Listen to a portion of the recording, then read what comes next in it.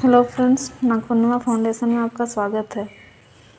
हमने previous class में average का बेसिक्स कर लिया था और आज हम उससे रिलेटेड कुछ क्वेश्चंस करेंगे। तो हमारा आज का पहला क्वेश्चन है, 7 लगातार विषम संख्याओं का औसत 2117 है, तो पहले 4 संख्याओं का औसत क्या होगा। जब हमें इस टाइप का क्वेश्चन दे, आपको पता होगा कि औसत हमें कोई भी संख्याएं दी होती है, उसका बीच का नंबर जो होता है वो औसत होता है। तो 7 जो संख्याएं दी हुई हैं तो उसके बीच वाला संख्या ना होगा, यानी कि हमें जो भी 7 संख्याएं दी हुई हैं बीच वाला नंबर इतना होगा क्योंकि वो औसत है। तो 7 संख्याएं यानी कि बीच वाली होगी, तो इसके बाद 3 संख्याएं होंगी और इसके पहले 3 संख्याएं होंगी। तो हमें क्वेश्चन में विषम संख्याएं कहा गया है, तो ये 2117 हमारा हुआ। इसके बाद हमारा आता है 2118, लेकिन वो तो सम संख्या है, इसलिए उसके बाद वाला नंबर यानी कि 2119 होगा हमारा। उसके बाद वाला फिर से सम होता है, इसीलिए फिर उसके बाद तो 2121 हो जाएगा, फिर 2123 हो जाएगा।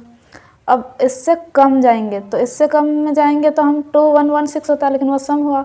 तो फिर उससे और एक कम जाएंगे तो 2115, वो भी सम होता है, इसलिए 2115। उसका फिर और आगे जाएंगे तो 2113, फिर 2111। तो हमारी सारी संख्याएं आ गई हैं। अब हमें आगे कहा तो पहली 4 संख्याओं का औसत क्या होगा। तो हमें पहले 4 संख्याओं का औसत कहा गया, तो हमारी पहली 4 जो संख्याएं हैं ये चारों संख्याएं हो जा रही हैं। अब इनका औसत कहा गया है, तो इनका औसत यानी कि बीच वाली संख्या होगी। तो इधर से 2 संख्या, इधर से 2 संख्या, और बीच में जो है वही औसत होगा।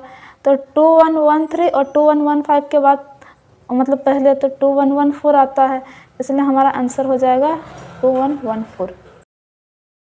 12 संख्याओं का औसत 39 है, अंतिम 5 संख्याओं का औसत 35 है और पहली 4 संख्याओं का औसत 40 है।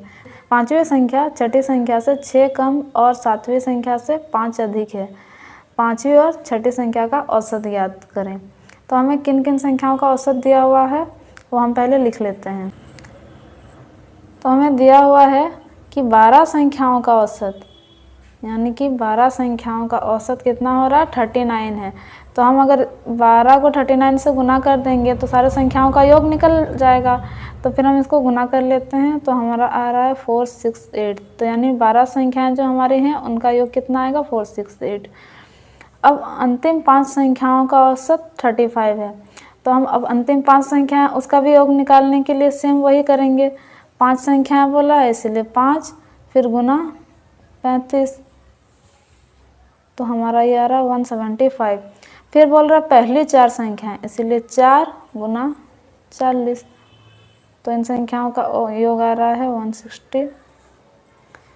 फिर बोल रहा है 5वीं संख्या छठी संख्या से 6 कम और 7वीं संख्या से 5 अधिक है। यहाँ पे 3 संख्याओं का बात हो रहा है, 5वीं संख्या, छठी संख्या और 7वीं संख्या।